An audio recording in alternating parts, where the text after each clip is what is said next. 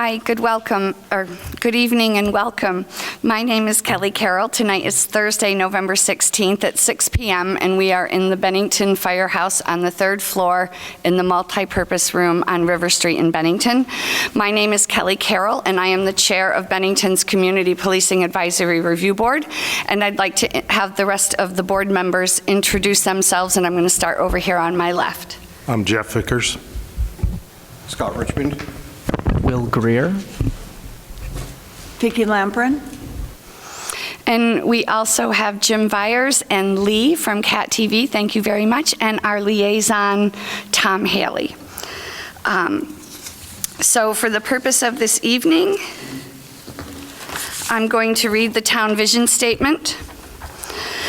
Bennington is a welcoming, engaged, inclusive, and resilient community where everyone, regardless of identity, shares in our vitality and benefits from an outstanding quality of life. So I have the consent of agenda and the approval of the previous meeting minutes. So the meeting minutes had gone out prior to and been distributed. Are there any corrections? Would there be board attendance and then speakers listed? Yeah. So Thank you for that note. I probably forgot to add that, so I'll make a note of that. Thank you. Okay. So we'll get that added. Can I get a motion to accept the minutes as amended? I make a motion, we accept them. Can I get a second? I'll second. Okay. So can all of those who agree with accepting the minutes as amended say aye? Aye. Aye. Any opposed? Nay. Hearing none, so moved. Next on the agenda is public comment. We did not have anyone sign up for public comment this evening, so before we go on to the next agenda, I just wanted to give a second and see if there's anybody who's come in that didn't have an opportunity to sign up.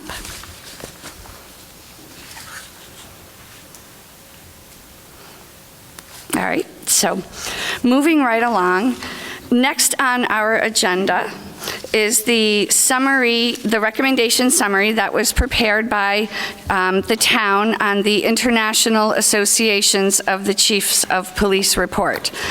So I just want to note a few things.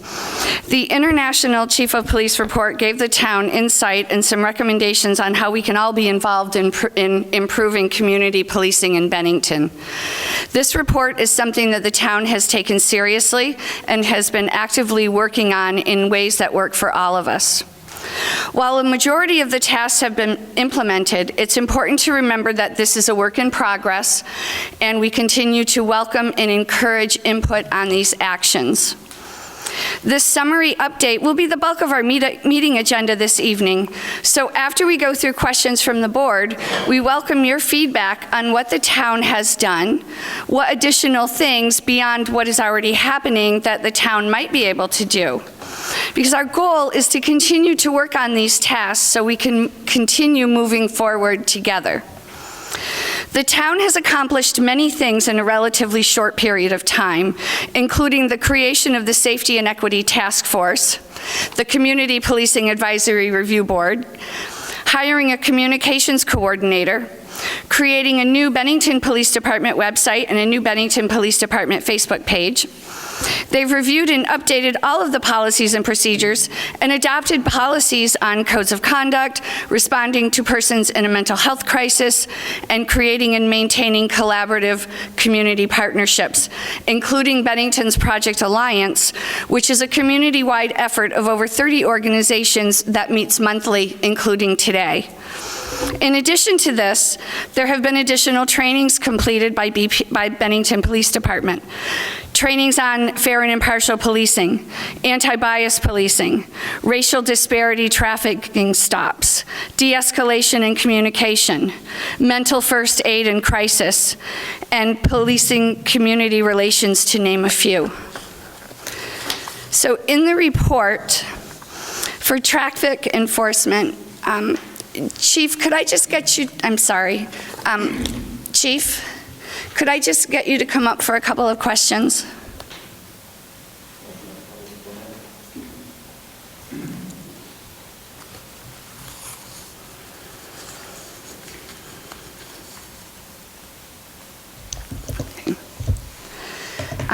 So for traffic enforcement, this was a couple of the summary recommendations, number 1, 2, and 17. I know the policy was adopted in March of 2021, and it's up for a 3-year review in March of 2024. I know that Lieutenant Grandy has worked very hard on getting all of the data to the state. Is there any expectation on when that data might get released from the state? That data is available for 2022, I should say. 2022.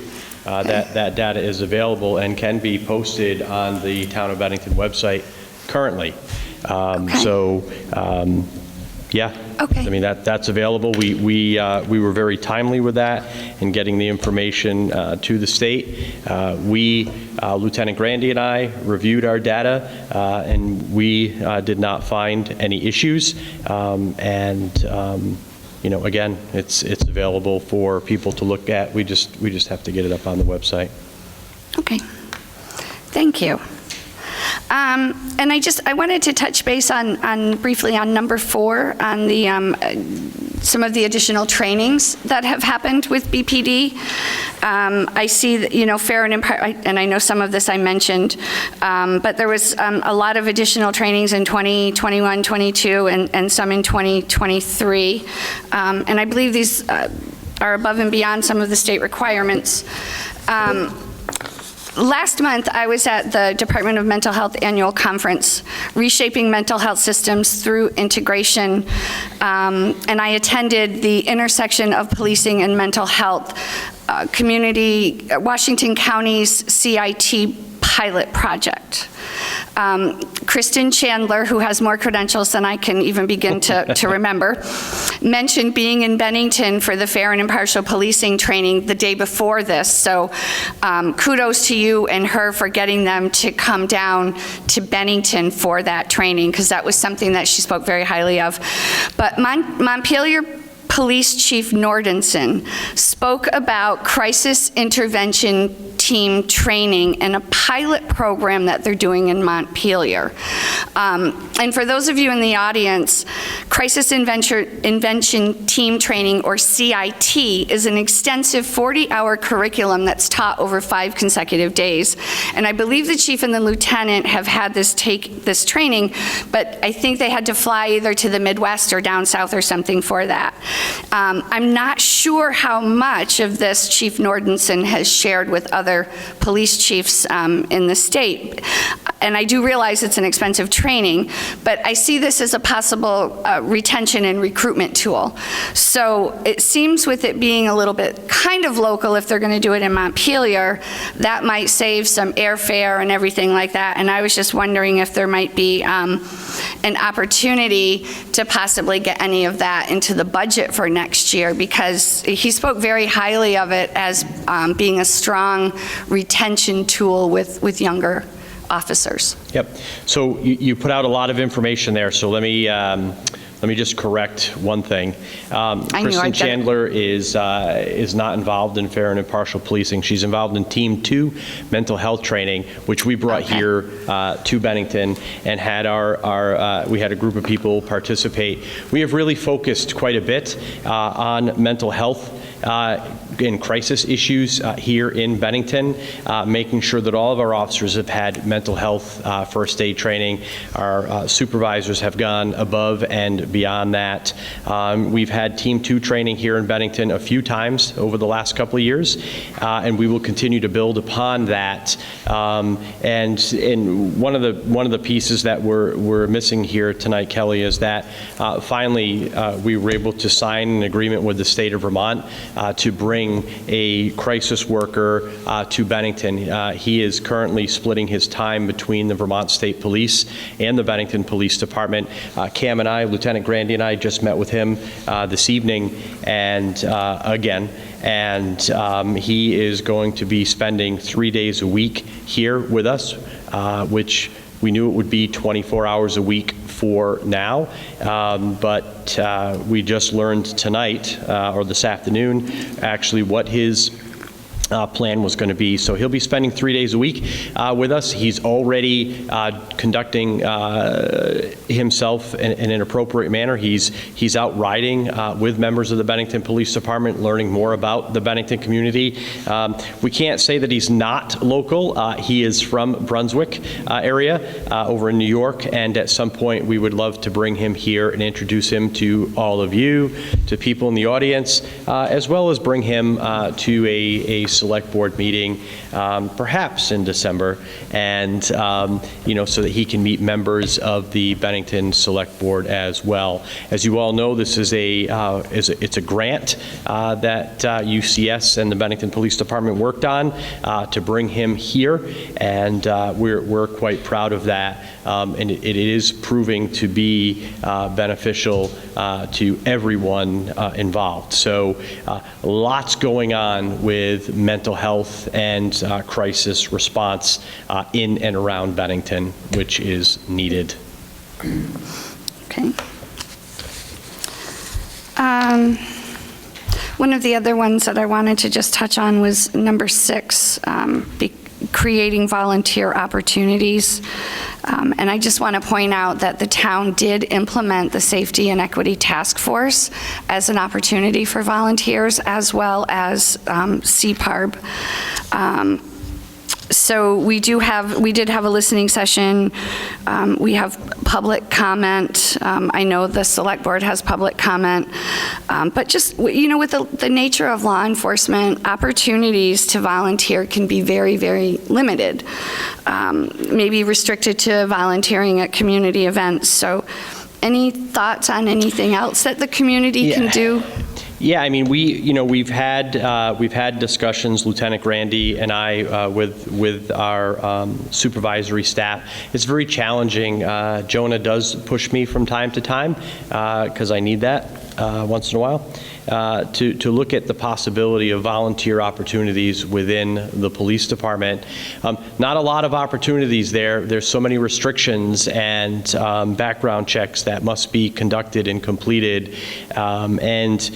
So it's not like we can give someone the opportunity to come in and just simply look at all the criminal cases that we've produced and file those, for example. They can't be in the communications center because of the confidential information that's on there. There's testing and everything else that has to be accomplished, and so not a lot there. However, there are certainly different community events. I'll give you a great example. Lieutenant Grandy just spearheaded the UCS Superhero 5K race. We had some of our people volunteer their time. But in conjunction with UCS, we had others volunteer their time and got the lecture from or instruction, rather, from Lieutenant Grandy and members of the Bennington Police Department on how to act appropriately when directing traffic. Those are things that we can do. But bringing people into the police department to volunteer their time is not something that we are prepared to do at this time. Years and years ago, you used to have people that could come in and help us count coins when we had parking meters, and I don't want to open up a whole can of worms on parking meters. I'm just giving you an example of things that we can do. I've got 2 people here in front of me. One is actively an assistant fire chief. The other one has been a fire chief. Even when they come to see me in my role as public safety director, they have to wait in the lobby until I'm prepared to escort them into the building and meet with them, as sad as that may be. But those are the rules, and we have to follow the rules so we don't find ourselves into any trouble. So again, we run a lot of programs, whether it's bike rodeos or first night. We get a lot of people that volunteer for first night, and we welcome that. We welcome people to come and help us out and things like that. But there's just certain criteria that has to be met, and not everybody can volunteer. I just want to add one more thing, not trying to change the subject. We do have community resource officers now currently working. We have brought back Larry Cole and Fred Gilbar. They've been working with us for about a month or so, give or take. They are not law enforcement officers. They are dressed differently. They are not wearing anything that says police, and they are actively involved in helping people, some people in crisis, some people that may have been involved in some type of scam. They're helping direct traffic at crash scenes. One of the big things that happens this time of year is we get a lot of complaints about handicap spots being filled by vehicles that are not displaying proper placards, fire lane violations. These guys are out enforcing that because we just don't have the staff to get to all of that, and they are out doing that. They're not conducting traffic stops, they're not carrying firearms, not doing any of that, but they are assisting us when they can, and it's proving to be quite helpful based on the situation that we're faced with, along with the others. I mean, if you go and visit the Vermont Criminal Justice website, Training Council website, you'll note that there's about 90 positions currently listed on that website. And that doesn't mean that there's 90 openings in Vermont. There's far more than that. So this is a route that we've opted to take. Currently, Springfield, Vermont Police Department is going to follow our model, and I cannot take complete credit for that. We kind of followed what Rutland was doing. We modified it to fit Bennington, and we've shared with Springfield, Vermont, and they are. They're working towards that. And again, it's not to replace law enforcement officers. When we find adequate people to hire, and they can get through the process, we're going to put them to work as well. But right now, the community resource officers are very helpful to us. They each work between 20 and 23 hours a week. It's not a full-time position. Again, 20 to 23 hours a week. So for each one of them. So on average, about 40 hours a week, and it just helps us out with some of the things that we need help with that we're just not able to accomplish.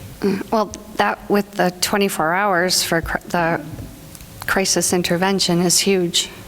That's, that's a lot. And, that's 60-something hours a week. And it's also like, not just because it's fresh in my mind. I mean, Larry Cole was able to sit with a juvenile yesterday who was in crisis. And, while officers did other work that needed to be done to help resolve that situation. So, it's great to have people with experience that know what's going on.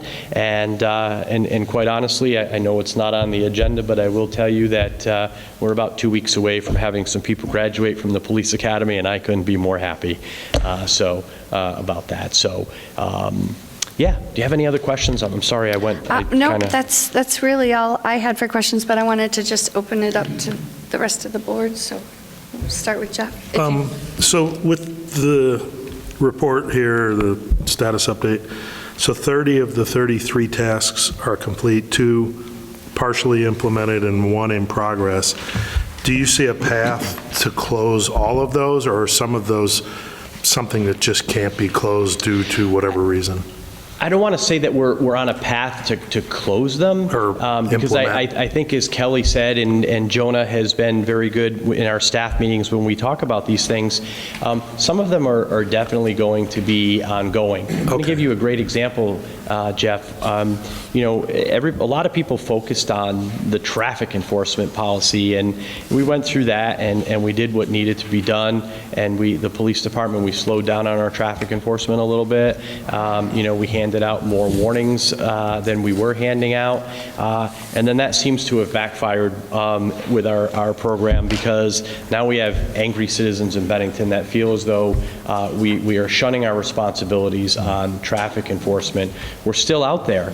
We're still out there making traffic stops. Lieutenant Grandy wrote a grant. The town of Bennington Police Department received just over $100,000 in grant funding that started October 1st and will end in September of 2024. So we have funding to go out and do these things, but we kind of changed the way we were doing things based on the report. and now there's people that want a little bit more. So now we kind of have to take a look at this picture, Yeah. and we have to make sure that we're satisfying the needs of our community. So it's an Ongoing evolution. That's my point. It's Yeah, an that makes- ongoing evolution. yeah, and We're going to have to keep looking at this. Makes sense. Use of force policy, our body camera / in-car camera system policy, all of these things, that we wanted to work on, we did work on, and just because we got them done doesn't mean it's over. Sure. Right? We have to revisit these things. Continuously, yeah, that makes sense. Okay, thank you. Can I add something to that? Would that be all right? Oh, why certainly, Jonah. Is that all right with you? Yep. I'll take a few steps back for you. Thank you. Sorry about that. Actually, what caught my attention was you used the word completed. And I wanted to caution against that word. That's something that we talked about a lot internally. And you'll notice that on the document, we don't say completed. Yeah. We do Implemented. say implemented. Yeah, that makes sense. In part because this recognizes that we're putting something into effect, but it's not a checkbox saying that we're done. So I did want to clarify that, and I hope that's okay. Yeah. And the two things that what we describe as partially implemented, one refers to a dedicated liaison to the community, and we kind of have that, and that's in my role. So I play a piece of that, but it does not fit the definition of what that task called for exactly. So I didn't feel comfortable calling that implemented, so that's why we call that partially implemented. And likewise, on a procedural point, and this is in 14D, this is because task number 14 actually had 9 tasks associated with it. It asked about a written follow-up through the course of the review, whereas our final policy ended up having a written follow-up at the end of the review. And again, because it was not exactly fitting the definition, and because we wanted to be very transparent, we chose to call that partially implemented. And then finally, the one that's in progress, it's in progress for again, in part because of the definition, because what they're asking for is identifying and addressing the root causes of disorder. And that's a really big piece. And honestly, not something that any police department can do, but working with Project Alliance and organizational partners, it's something we can endeavor towards. But again, that was something that we didn't feel comfortable. That's why we call that in progress, because that's really an all hands on deck kind of thing. So again, I apologize for jumping in, but I did want to clarify that. And I underline that word disorder with a question mark because I'm not clear on, is that disorder that leads to public safety concerns? Is so that the meaning of that? Because I didn't understand exactly what I mean, if you go back to that IACP report, they're literally saying, and I'm going to read from this, continue to build on the good work of the community policing program with an eye towards using those opportunities to engage the public in the development of service models that raises the level of safety in the community while identifying root causes of disorder. So it really is that big question, big picture kind of a question. Okay. Thank you. Thank you.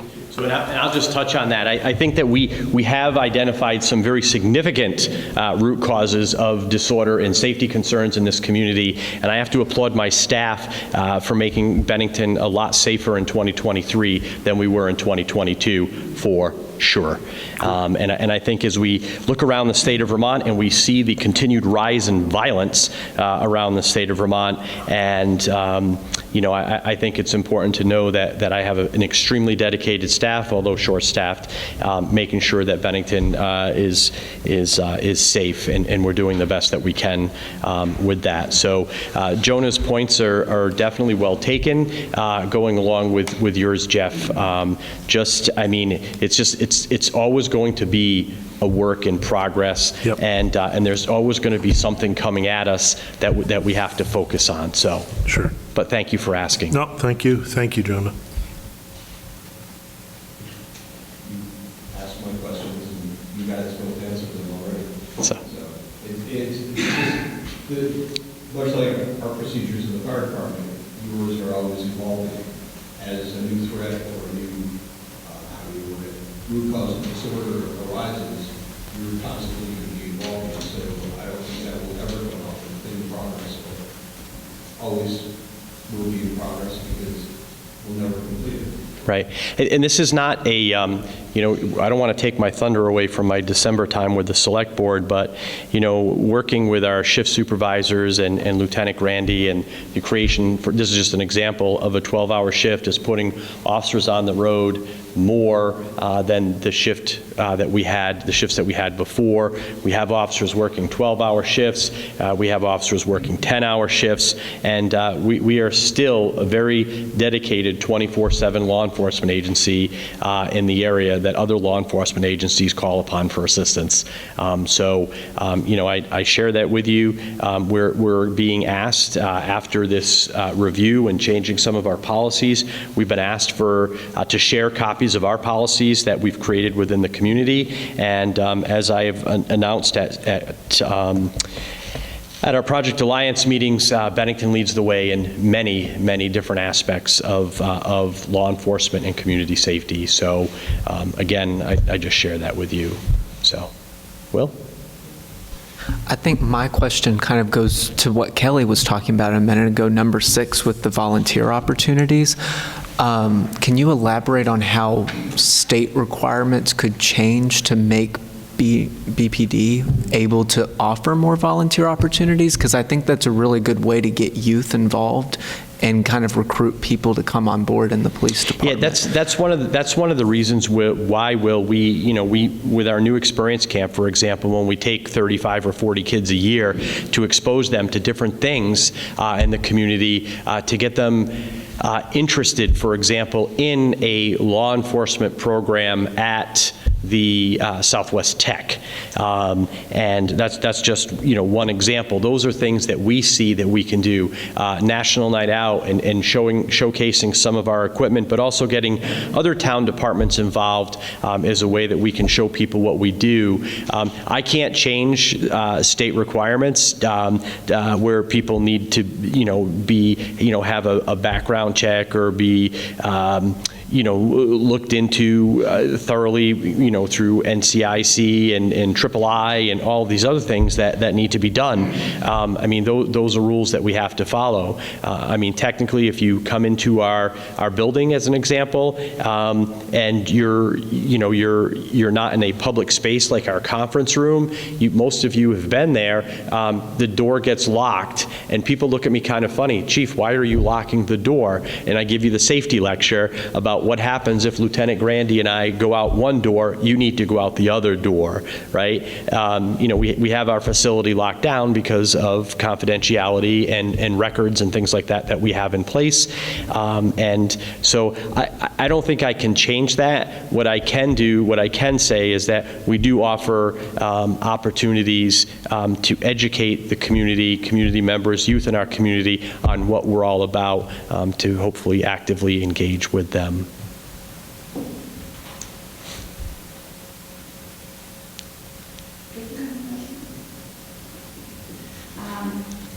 I just have a couple of comments from Kate Koss on the board who's going to be here, and a couple of answers to some questions. So if you want to stand there or go sit. No, I just want to say one more thing, since you were kind enough to have me up here. This is the second time I've done this whole beard thing. The last time was last year when we did a little fundraiser for the Cancer Center. This year, when you see the officers from the Bennington Police Department sporting beards, they're paying money to do that. And this year, the money is going to the Vermont Veterans Home, to their activities fund. I think it's just important. This is just one more way we're engaging, with the community, and thanking our veterans. The rest of how we're thanking the veterans, I'm saving for the Select Board meeting. But I just want to share that with you. No hair on the top, but I got it going right here. I'm trying. So anyway, thank you. Thank you. Okay. So, like I said, Kate Koss could not be here this evening, and she has some comments about the report, and I have some answers to some of her questions. So, her understanding of the report by IACP its recommendations and tasks, particularly as described in number 19, is that the community health model was used to inform the author's approach. I include the following only as a clarification of my understanding of this model. I include information on the social detriments of health, as the model uses these as a framework for its approach. If we agree, they can be useful in guiding our future activity. In general, the community health model posits as that a community, in our case Bennington, is affected by the overall health and well-being of its residents. The model utilizes assessments tools to inform the actions of organizations and public institutions. A particular advantage of this model for our work is that it advocates for the use of participatory decision-making that can create a common meaning and direction from data-driven sources of information. By empowering residents to actively participate in the identification of strengths and needs and the development of resources to address these, it fosters engagement and collective action. My understanding is that CPARB is the result of the town's use of participatory decision-making. Our recent discussion of a listening tour is an example of our use of participatory decision-making. As evidenced by the town's success in establishing CPARB, the model is consistent with not only the town's vision and the mission of BPD, but also with the goals and activities of CPARB as detailed in the statement, Resolution for Community Policing Advisory Review Board. In general, the social determinants of health, SDH, are defined by the Center for Disease Control, CDC, as the non-medical factors that influence health outcomes. They are the conditions in which people are born, grow, work, live, and age in the wider set of forces and systems shaping the conditions of daily life. The CDC identifies 12 social detriments of health as a starting point. For our purposes, I've listed 9 SDH that I think are the most relevant to our work. These include, but are not necessarily limited to, the following: affordable, safe housing, food security, clothing for inclement weather, employment, education and literacy, language. Refugees who recently came to Bennington may not be fluent in English. Economic security, transportation, social adversity. For example, school bullying, challenges posed by physical and/or mental disability, as well as challenges of adjusting to a new culture. Can we adopt this community health framework and the SDH to inform our work? The town of Bennington is working with the Vermont Department of Health and the Community Dashboard. They will guide us in this work as a community partner. They have been working on determinants with SVSU and most recently with the Pleasant Street study for Ben High.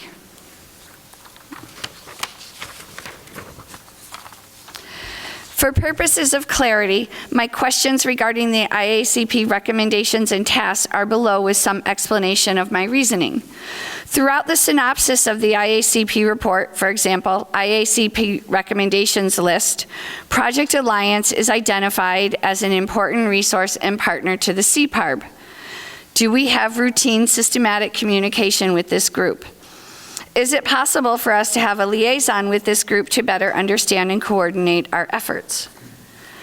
A liaison with this group could inform us about established and volunteer victim assistance programs that are currently operating in town and that are planned. While the community events detailed in note number 6 are important, they are impersonal and public. Victim assistance activities are, by definition, individualized and for the most part private. So I do participate on Project Alliance. In addition to myself, Lindsay Brion, who is also a board member now on CPARB, is also on Project Alliance. Within Project Alliance, there is also the representation from the Bennington Police Department. Sometimes it's the police chief, sometimes it's the lieutenant, sometimes it's both. And there's also participation from the select board.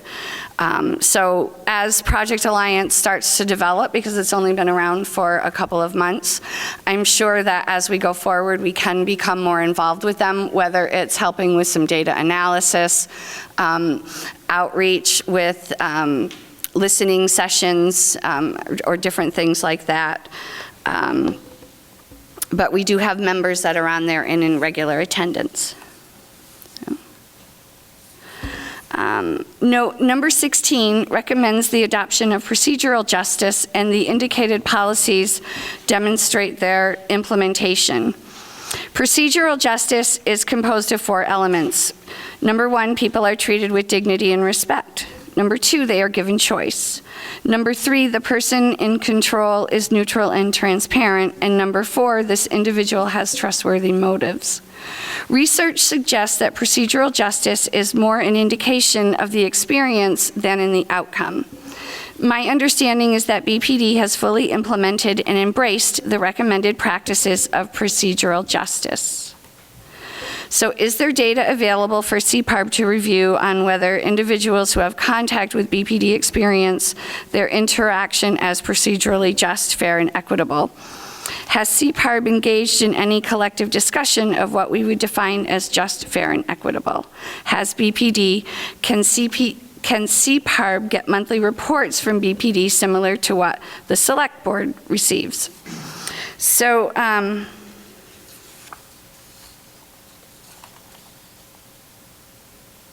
I think I missed a section.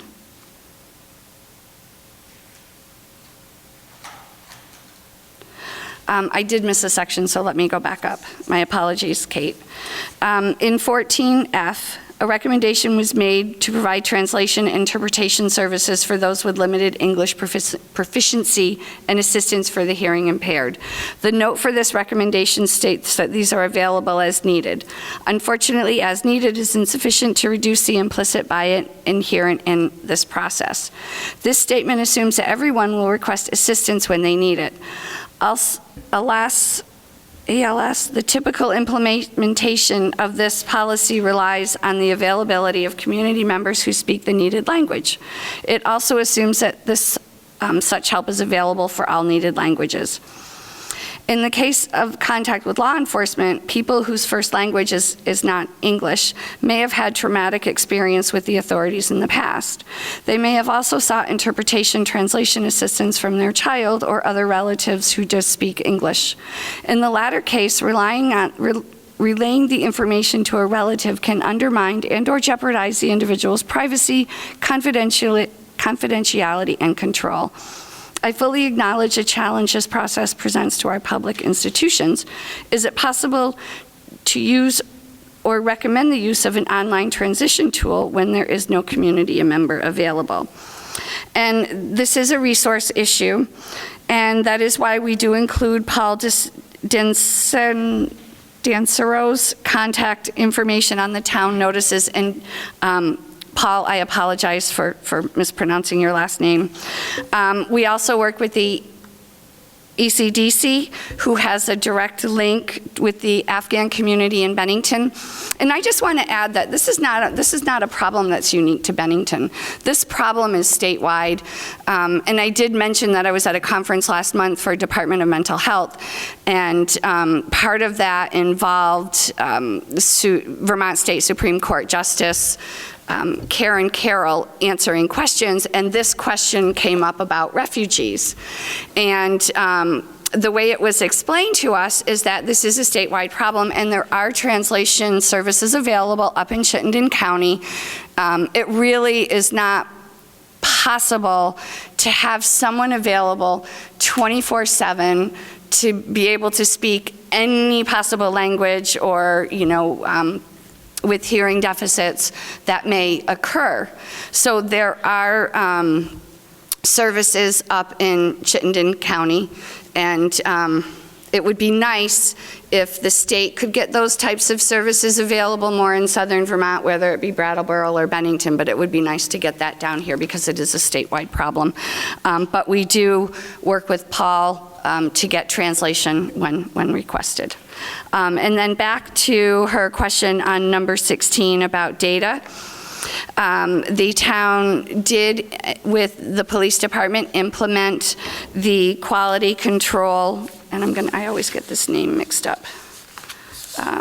The Quality Control Internal Affairs and Discipline Policy, which does give us access to those anonymized complaints once the investigations and everything is all completed. So that that process has just started. There's some new computer programs that they have had to install and gone through, but they're, when things are completed, they will make their way to us, and then we will be able to look at that in an anonymized way. And as far as the question on monthly reports from BPD, when CPARB first started meeting a year ago, one of our, we were talking about our agenda and what to have on the agenda. And at the time, BPD was significantly short-staffed, and they do a quarterly report for the select board. So we didn't want to add a burden to them with doing a monthly report and having to report, which is why most of the time they're on the agenda, sometimes they're not. But Will and I do normally meet with the police chief and lieutenant on a monthly basis, and we talk about things that are going on within the community that might pertain to BPD and items that we might put on the agenda for BPD for that. So if there is something where there's a report, they would come in and do the report. But as far as requiring to, or requesting or requiring monthly reports, that was something that the board had decided not to do because of the added reported structure on BPD. But I have to say, you know, anytime we've talked with the chief or the lieutenant, they've always been open to come, you know, on any topic, or if public comment happens and somebody has a question, they're always willing to come up and answer and engage. And if it's not something that they can get into, you know, during the meeting, there's follow-up afterwards.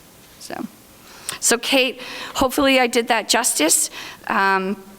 If not, we'll follow up with it next month. So thank you very much. Any questions from Tom? No? Okay. Any questions or comments from anyone out in the community? If you can just come up and announce and all that stuff. Jeannie Jenkins from Bennington. I just wanted to follow up on the translation piece. Charlie Murphy worked with us a couple years ago. He works for Vermont Center for VCIL, Independent Living. And he has suggested that we institute a program where individuals who are hearing impaired have some kind of card in their car, particularly if they're stopped or they need assistance, that says, you know, I'm deaf or I'm hard of hearing, and you know, will require assistance for having conversation. And I don't know that at that time the town was in a position to really sort of follow up on that, but it always felt like a really good idea, because his concern, you know, the concern is that if someone doesn't respond to an officer, then you don't know if that's because you can't respond or you don't want to respond. So it was just it seemed like a very straightforward suggestion that we might want to follow up on. So thank you. Thank you.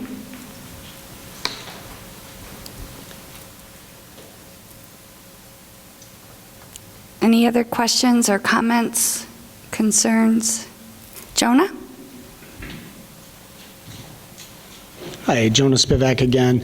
Just thinking about the volunteer opportunities, one thing that we didn't discuss specifically, but that is coming again, as you mentioned, is the citizen involvement in the review of police policies and procedures. That was something that took dozens of community members, literally hundreds of hours, working with our police department and others, and our select board to create those policies. So while it didn't include youth, that was a very significant community piece in terms of volunteerism. And since a review is coming up, I don't know if there'll be opportunities for that again, but I just did want to point out that that was a pretty major volunteer effort as well. Thank you.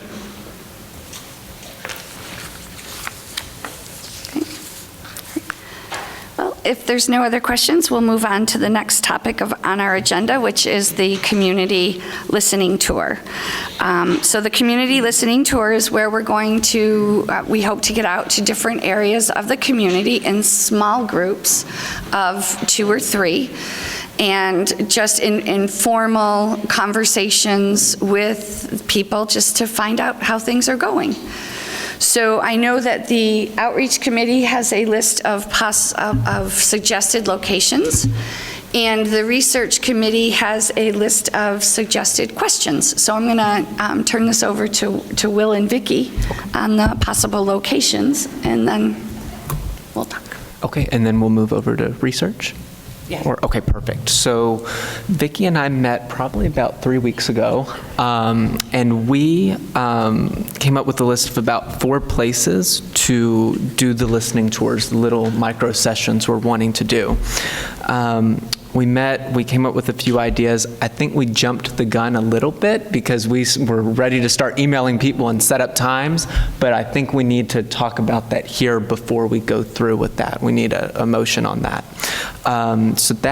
So I'm going to let Vicki go through the list, but that's pretty much what we've been up to, is just coming up with a few places that we want to test try and then see how those work, and then move on to more places if the first ones are successful, because we don't know how it's going to go at first. So fingers crossed, but I'll let you say the list.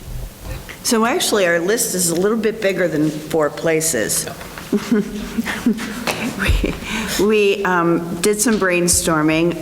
We talked about places that we felt we could go to people's area, people's buildings, where their little community is that they feel safe in. We talked about the possibility of reaching out to Turning Point, Bennington County Coalition for the Homeless, which is BCCH, Bennington Rutland Opportunity Council, which is BROC. The other was the Bennington Rec Center, setting up tabling and setting up an area where people who would come in might feel that they could talk to us. The other big one that we talked about was the senior center, and Will and I had talked about it would be really good to go there at noontime where the Meals on Wheels is, and have lunch with folks. It's an informal, it's a comfortable, it's not scary, it's not, I'm there with an agenda. It's just to simply sit and listen to people and find out what they may be concerned about. We talked about Brookside, which is the other part of senior housing. I felt strongly that also, we should reach out to folks who live in Applegate or, help me. Willowbrook, thank you. The other big place that we had talked about was the community cafe, to going there and once again having a meal, breaking bread with folks, just sitting there in a non-official, unthreatening, just to hear about things that people are either concerned about or that they want to say, yay, this is great.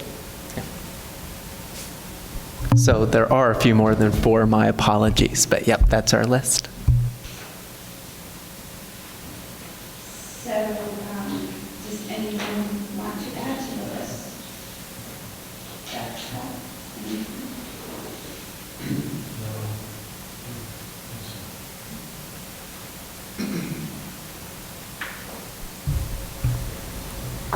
Well, I think we should also consider maybe the schools. Yes. There might be some parent-teacher groups, perhaps, that we could get into. I like how you said, the rec center with the Y. I think also Head Start is up there. So maybe that's UCS, and seeing if we can get in some of theirs. But I think that's an excellent place to start. So we had Turning Point, Bennington County Coalition for the Homeless, Bennington Rutland Opportunity Council, the YMCA, the Senior Center, especially Meals on Wheels, Brookside, Applegate, Willowbrook, and the Community Cafe. Did I miss any?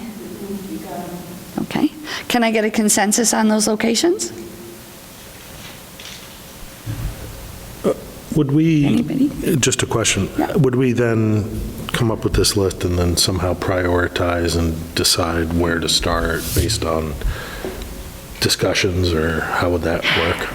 I thought we would just approve the list. Okay. Maybe Kelly has a different perspective on this, but I thought we would approve the list and Yep. then we would coordinate with all these places Okay. and just try to get through a few of them and report back in December at our meeting. And then if we're good, the holidays will mess up the timing a little bit, but then we'll get back onto it in the new year. Okay.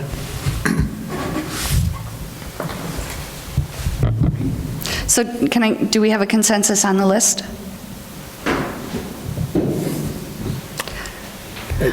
Can I get a motion to approve the list? How about that? I make a motion, we Oh, approve the wait, list. wait, yeah. Oh, I would just like to, before you make your motion, I would like to add that there is a lot of community groups in North Bennington, that the Bennington Police Department does cover North Bennington. We also cover the village of Old Bennington, and I would just ask that we make sure that we include those communities as well, please. Yes, thank you.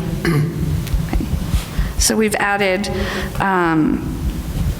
looking at community groups in North Bennington and Old Bennington. So can I get a motion to approve the list? Since we're adding.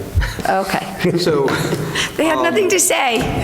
but there are other groups. I know there's like some youth groups, because they're part of the community too, and they have interaction and they have ideas, and it's, they have concerns and safety concerns and everything else.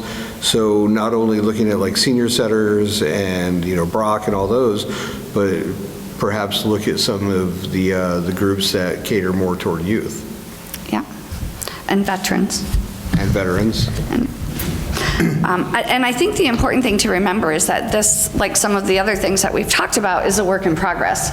So we want to at least get some places started so that we can start saying, hey, can we come here? Because if it's a lot of, we have a lot going on this month, so maybe next time, or no, or, we want to be able to have a good pool to kind of choose from so that we have, opportunities. I know the community cafe is extremely welcoming.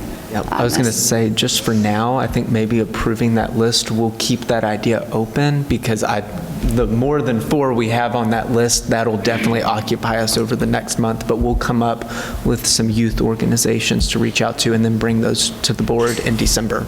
So we'll make note of that. Okay. All right. Okay, can I get a second? second.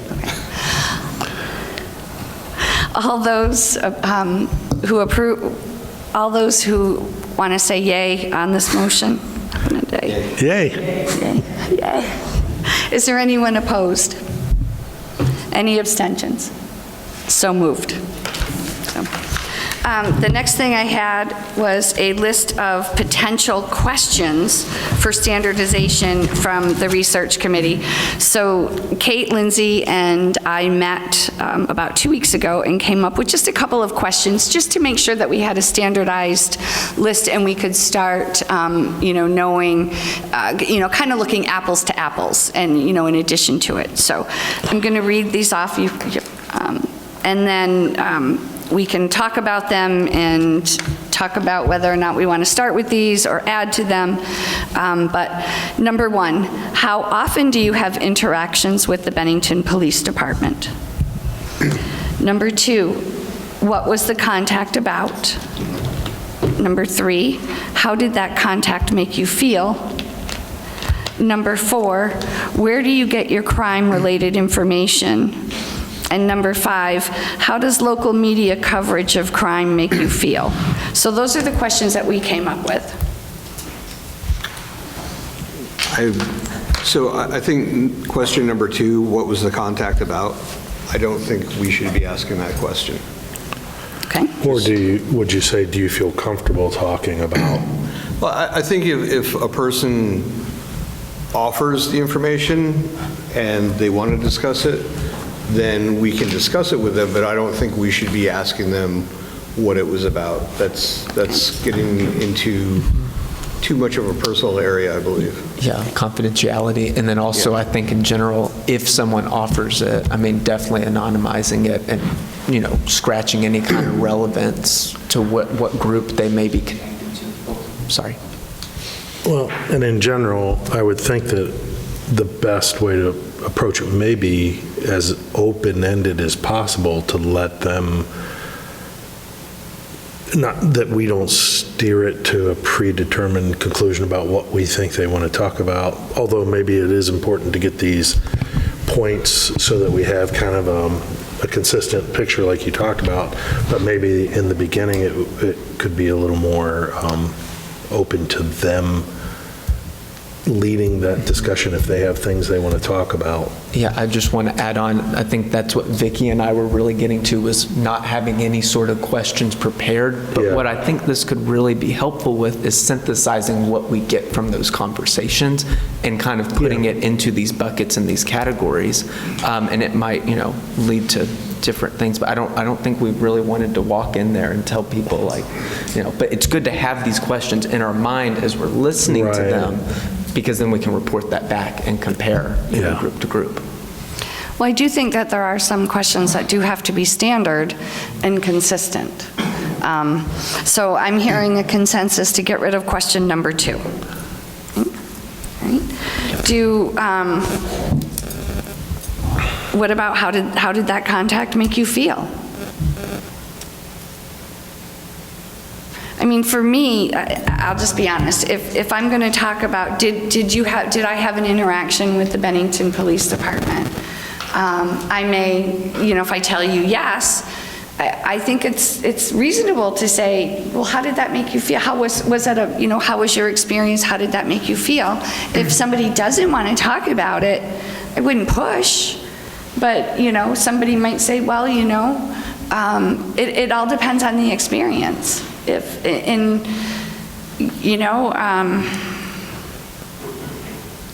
depends on why, you know, if you're an accident victim and they're coming to help you and get you treatment, it's a positive thing.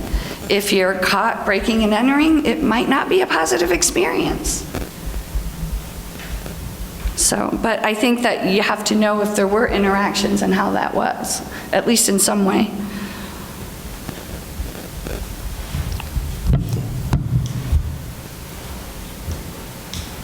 So any comments on number 3?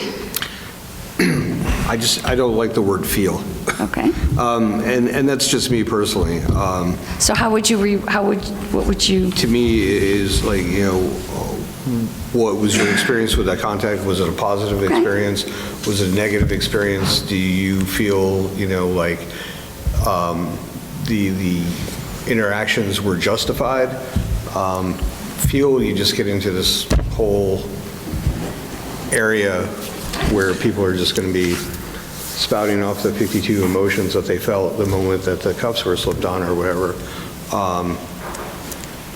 You're still asking how they feel, but more specific details of it. It's not that we don't want to know how they felt, but I think that's just such a broad kind of, we have to find, and I don't know exactly the words to say, but we have to kind of reel that in a little bit so we can, you know, kind of get here, and we're not, you know, I was angry, I was sad, I was crying, and, you know, get 100 different answers.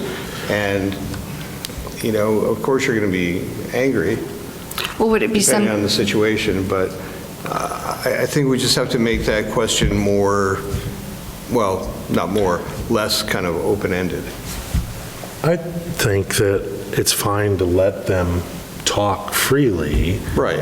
And then at some point, maybe try to get to the core of all of that. You know, there might be a lot there, but to shut people down if it's a listening session. Well, it's I not think shutting them down either. And it could be not that we like kind of eliminate the word feel, but maybe we add on to that question. How did it make you feel? And then like part B of that question Yeah. is, you know, what was the interaction like? But- You know, justifiable, positive, negative, to just kind of, I mean, for me, I mean, I do IT support. I want things like very set in stone, and, you know, I don't like random things, so, and that's why I said, you know, it just may be me with the word feel. Do you want to share your experience? Would that be a better way of asking? I don't know. I think that's almost rephrasing number 2. but Yeah, that's sort of rephrasing number 2. I think, well, I don't So know. I think we just kind of come up with something for like a secondary portion of that question where we try to get more Specific detail. specific Yeah. data-driven type answer where now, you know, we have somebody who's had X number of interactions with the police, they were angry about it, but then maybe it was justifiable because, you know, they did something they weren't supposed to be doing. So, and that's kind of like, you know, you can't have somebody angry because they had interactions with the police and without knowing whether or not it was justifiable or if, you know, the police handled it well and the interaction was, you know, handled properly, they're just mad because they got caught. That sort of thing.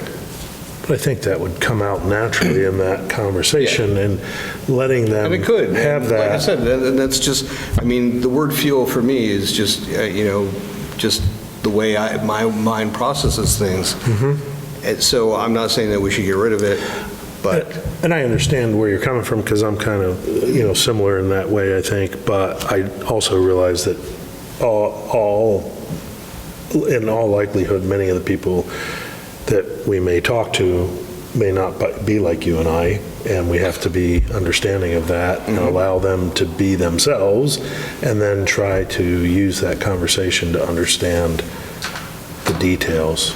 So I think it would be more of a natural conversation, and then based on the interaction, that would lead to maybe more specific questions to try to drive down to root causes of either their feelings or the situation in total. So I think it would just happen naturally, and it could. I would think.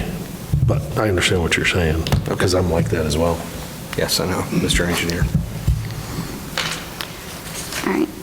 So I think we'll do our best to try and get these categories accomplished, but we won't, at least for the short term, I think, set anything in stone about what we're wanting to get. We'll just first see what the conversation leads to, and we'll use this as a framework, as a guideline to go off of, but I appreciate the work.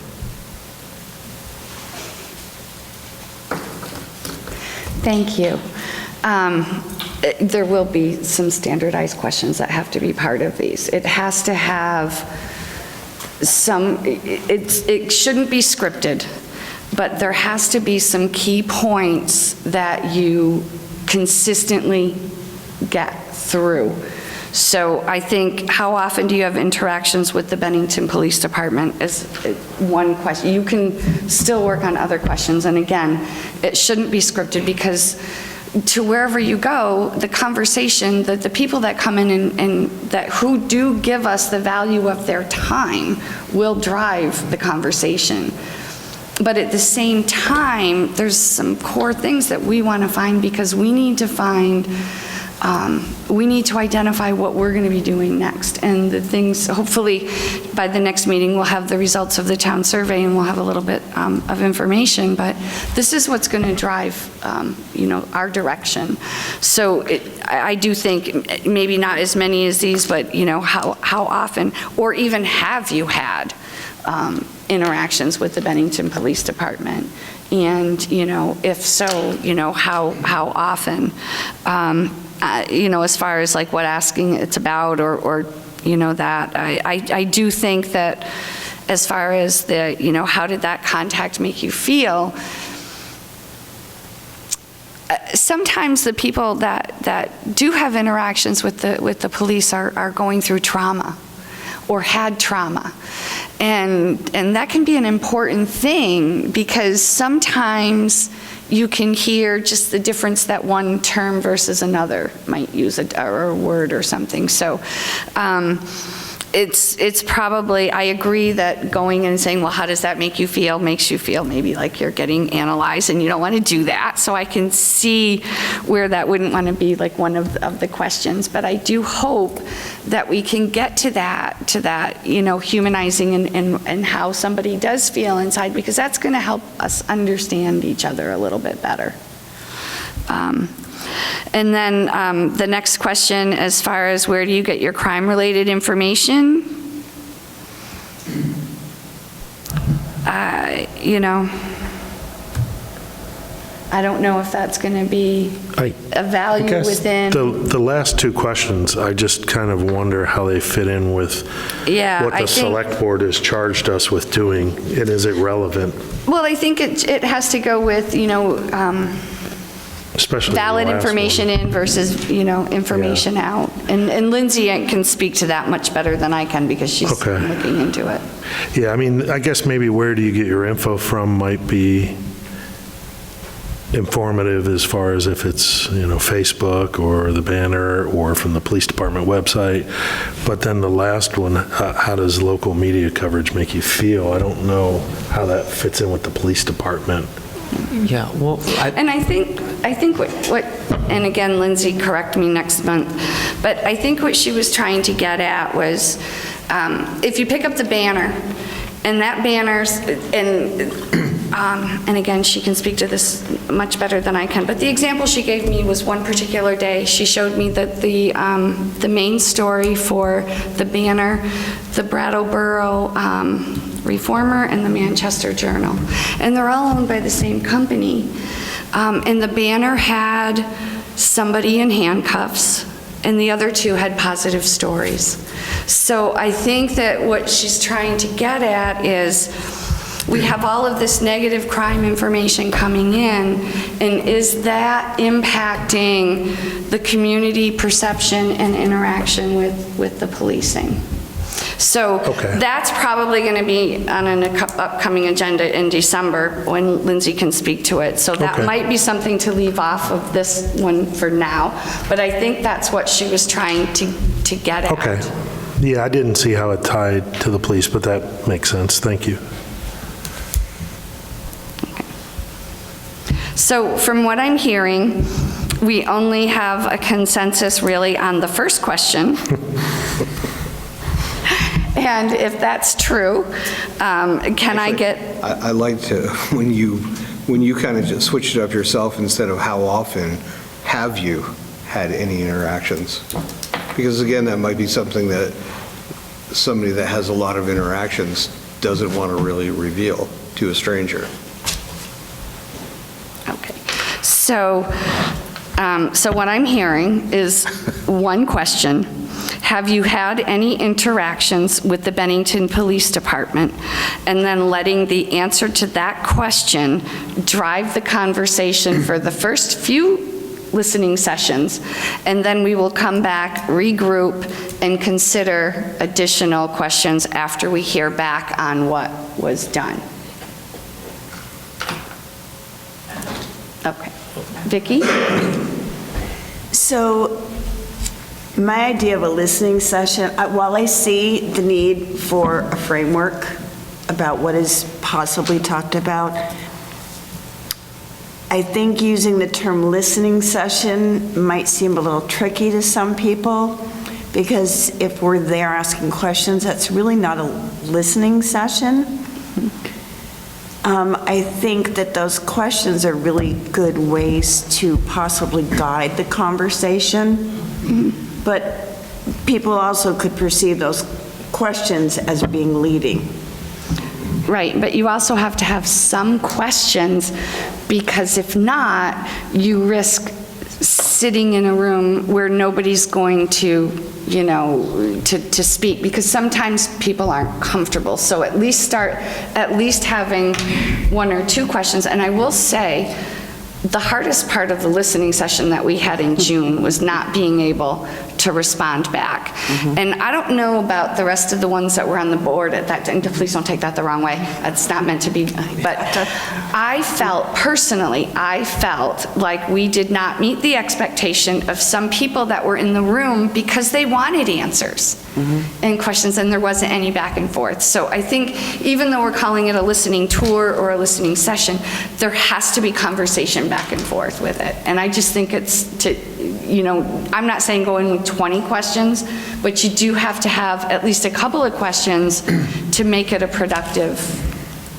So those questions are a suggestive, a guideline about language that we could use when we're trying to get to the bottom of something with someone. Is that clear? Well, I think what it's like, let's say you go and you go to the senior center, and we get a youth group, and we go to a couple of the other, to say Applegate or to some other places, and we get all this information.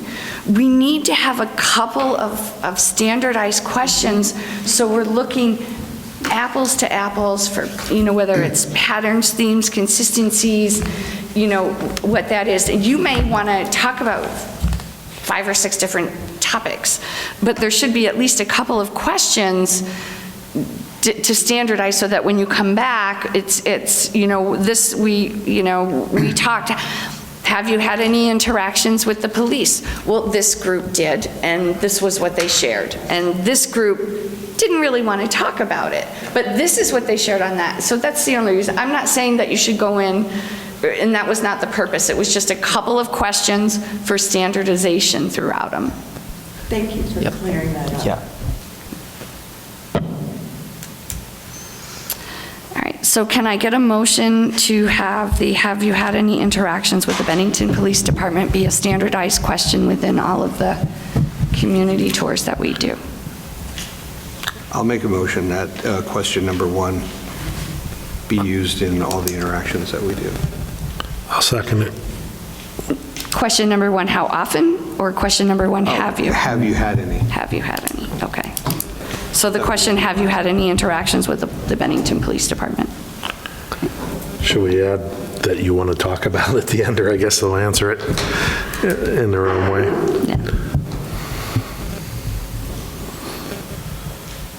Okay.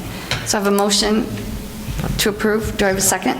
I second it. Okay. So all those in favor of the question, have you had any interactions with the Bennington Police Department, being a standardized question on our community listening tour, please say aye. Aye.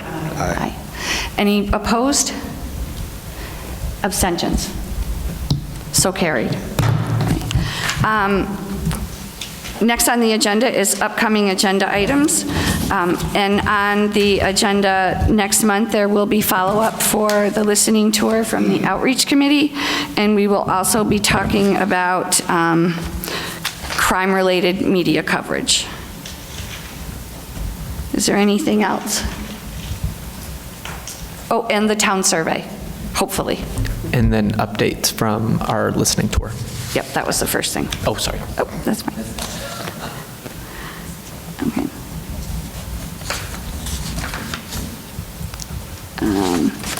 All right, any announcements?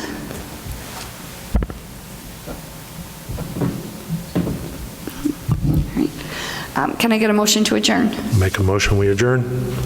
I'll second. All those in favor, say aye. Aye. Any opposed? Abstentions? So carried. Thank you very much.